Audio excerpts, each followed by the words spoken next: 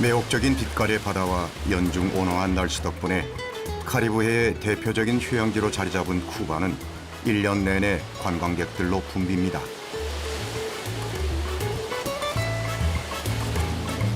아메리카 대륙 최후의 사회주의 국가인 쿠바.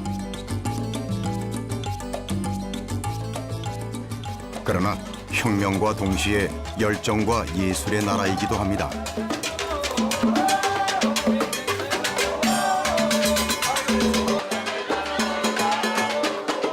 특히 쿠바의 수도 아바나는 거리 곳곳에 흐르는 음악이 관광객들을 매혹시키는 낭만적인 도시입니다. 관광객의 발길을 붙잡는 쿠바의 매력은 여러 가지입니다. 대낮부터 관광객들이 줄을 서서 기다리는 이 작은 술집은 꽤 오랜 역사를 가지고 있습니다.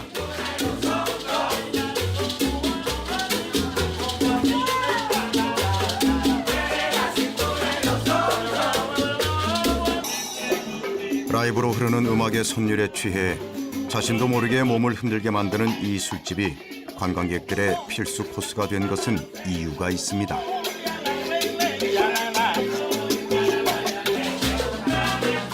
쿠바를 사랑했던 세계적인 작가 해밍웨이가 즐겨 찾았던 술집이기 때문입니다.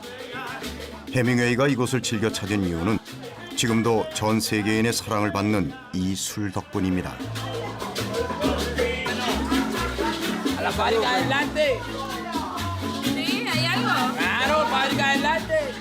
해밍웨이가 사랑했다는 모히또와 다이끼리는 럼을 기반으로 만든 칵테일입니다. 높은 순도와 부드러운 맛으로 쿠바를 대표하는 술이 된 럼주.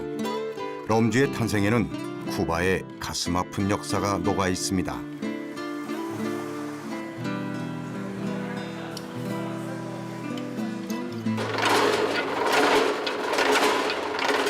럼주는 사탕수수와 뗄래야 뗄 수 없는 관계에 있습니다. 사탕수수 줄기를 넣고 짜면 달콤한 즙이 나오는데 과라뽀라 불리는 이 달콤한 즙은 쿠바 사람들이 즐겨 마시는 음료입니다.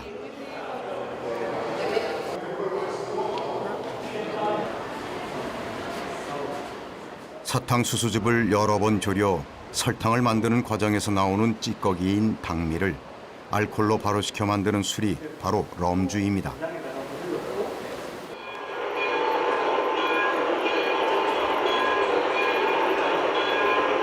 쿠바의 럼주가 세계적으로 유명하게 된 것은 쿠바에 사탕수수 공장들이 많았기 때문입니다.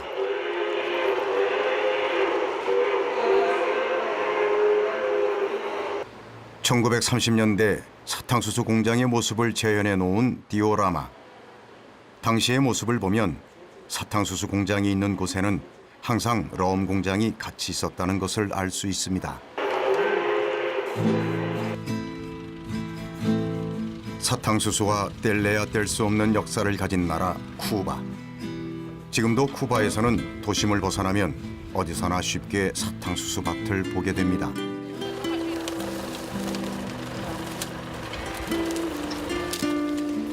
사탕수수의 파종 시기는 6월. 그런데 파종을 하는 모습이 약간 특이합니다. 사탕수수에서 잘라낸 가지들을 툭툭 밭에 던져둡니다. Y esa es la caña, eso es muy fuerte para haciendo. ¿Qué hace ahora eso? Picotear, Secundiar. pica cortica, Ah, para que nazca mejor. Estos son los meses de más nacimiento.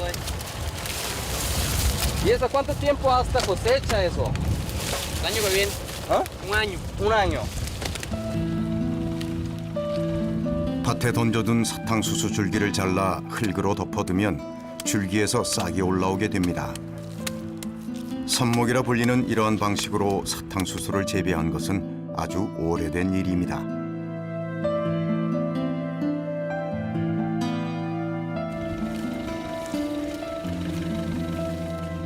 17세기 대규모 사탕수수 농장에서의 재배 방식도 지금과 크게 다르지 않았습니다.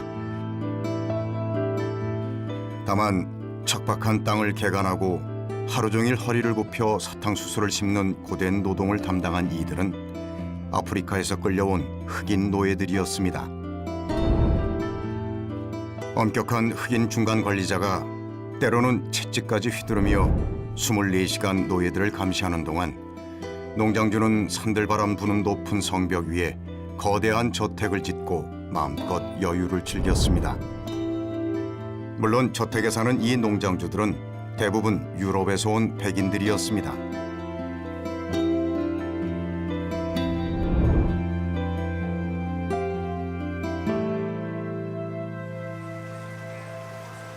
카리브해 국가가 대부분 그러하듯 17세기 사탕수수 재배를 시작한 이래 쿠바에서 사탕수수는 국가의 가장 중요한 농작물이 됐습니다.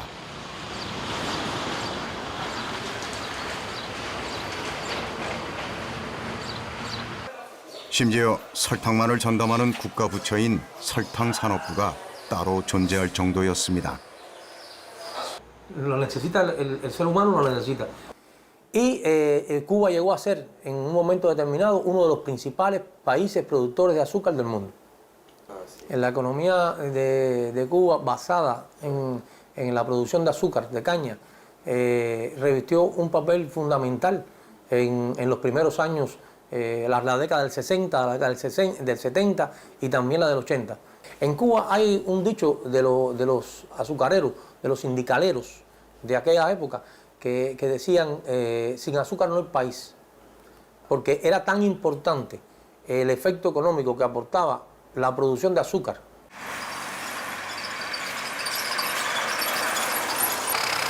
설탕이 없으면 나라가 없다는 이야기는 비단 쿠바에 국한된 이야기만은 아니었습니다.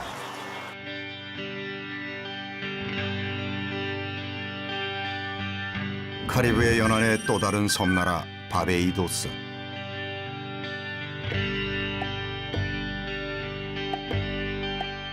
인구 29만의 작은 나라 바베이도스 역시 쿠바와 크게 다르지 않습니다.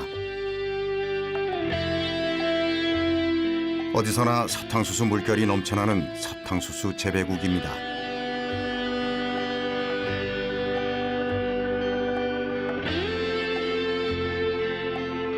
바베이도스가 사탕수수를 재배하기 시작한 것은 1727년.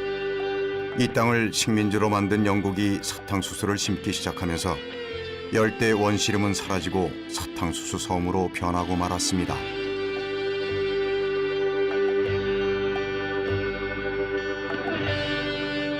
These countries, they often, well, for instance, Barbados, to kick off with, grew more than just sugar. They had other crops too. But when they realized that sugar was the big money maker, the other crops went. So it became a monoculture. 바베이도스에는 옛 모습을 고스란히 간직한 사탕수수 공장이 지금도 남아 있습니다. 사탕수수의 생명은 시간. 단맛이 강한 사탕수수는 수확한 지 24시간 안에 가공하지 않으면 변질되고 맙니다. 때문에 사탕수수 농장이 있는 곳에는 항상 사탕수수즙을 짜내는 공장 시설이 함께 있었습니다. 그리고 거기에는 농장주들의 대저택도 함께 있었습니다. 대항해 시대, 영국인들은 카리브해 곳곳을 점령해 대저택을 짓고 사탕수수 플랜테이션을 운영했습니다. 1700년대부터 있었던 고풍스러운 분위기의 이 저택은 한때 영화 셜록으로 유명한 영국 배우 컴버배치의 가문이 소유하기도 했습니다.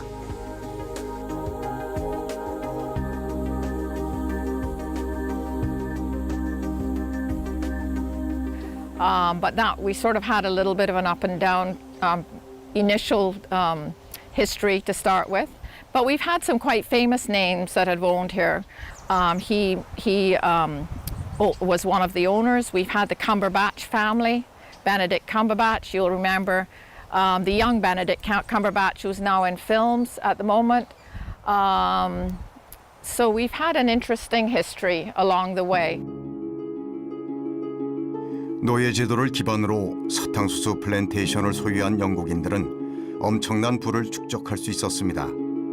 그들은 더 많은 부를 축적하기 위해 주변에 땅을 사고 더 많은 곳에 사탕수수를 심었습니다. 바베이도스는 시간이 지날수록 점점 더 사탕수수로 뒤덮여 갔습니다. 18세기 바베이도스의 지도를 보면 사탕수수 농장이 섬 전체에 분포하고 있는 것을 알 수 있습니다.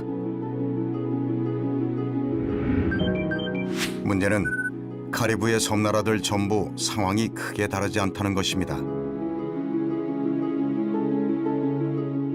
심지어 오랜 기간 모노컬처, 즉 국가 전체의 농작물이 사탕수수 단 하나뿐이던 시절도 있었습니다. 그런데 문제는 이런 모노컬처 농법이 자국의 필요에 의한 선택이 아니라는 사실입니다. Well, the thing is that you have to remember that most of these were colonies which were taken over by Europeans, and the main European players were the Portuguese, the Spanish, the French, the Danish, believe it or not, the Swedish, the British, and the French. They all owned colonies, and sometimes they fought each other. So some islands changed hands. You know, one time the French would have it, 20 years later the British would have it, you know. So they were often, the European owners of these islands were often at war with each other because they were all competing to bring sugar to Europe and to sell it to various markets. 사탕수수가 자라기에 가장 적당한 환경을 갖춘 카리브해. 이곳의 설탕섬을 둘러싼 지국들의 다툼은 더욱 치열해져 갑니다. 설탕이 금에 버금가는 화이트 골드라는 것을 깨달았기 때문입니다.